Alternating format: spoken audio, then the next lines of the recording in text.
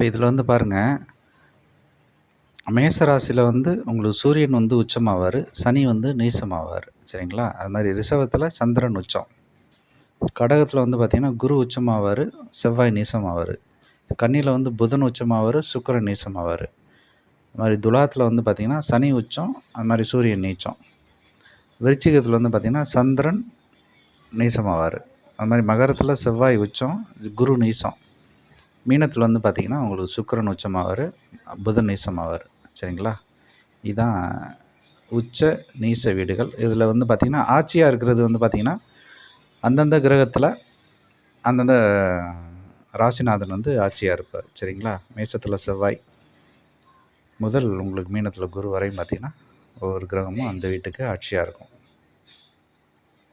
இதுதான் ஆட்சி, உச்சம், நீசம் ராசி சக்கரத்தில்.